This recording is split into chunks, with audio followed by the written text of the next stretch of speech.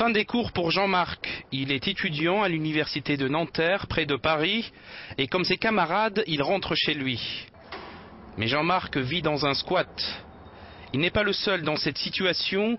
Un tiers des étudiants peinent à trouver un logement en France. Avec une vingtaine de ses camarades, Jean-Marc occupe illégalement cet immeuble vide situé dans l'un des quartiers les plus chics de Paris. Jean-Marc n'a pas le droit de percevoir des aides de l'État car ses parents travaillent. Mais ils n'ont pas les moyens de lui payer un appartement de 800 € à Paris. Quand je me suis vraiment retrouvé en galère de logement, à plus savoir où habiter, je suis allé voir pour les bourses, ils m'ont dit non, vos parents sont pas assez pauvres. Je suis allé voir pour des agences de logement, ils m'ont dit non, vos parents sont pas assez riches, je peux pas vous permettre d'habiter là. On se rend compte que c'est pas possible d'habiter par ses propres moyens sur Paris. Face à cette situation d'urgence, le syndicat étudiant UNEF a décidé de lancer cette campagne de pub choc. Une campagne pour montrer que les difficultés d'accès au logement entraînent une grande précarité pour les étudiants. Ces exemples extrêmes, ils viennent juste confirmer le fait qu'aujourd'hui, la précarité étudiante, elle ne cesse d'augmenter et de s'accroître.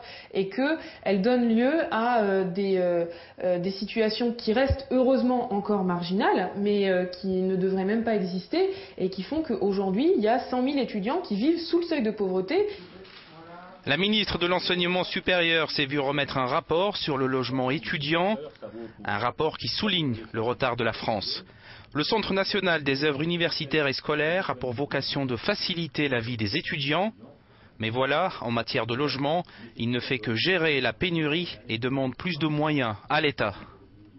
Il faut que l'offre privée puisse se développer, ce qui est le cas, pour qu'on puisse arriver à pouvoir faire face aux 60% d'étudiants qui décohabitent. Et cette décohabitation, on peut y faire face qu'en mêlant l'action du public et l'action privée.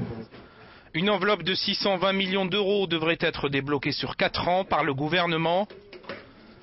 De l'argent et des mesures qui sont très attendues par de nombreux étudiants en situation de grande précarité.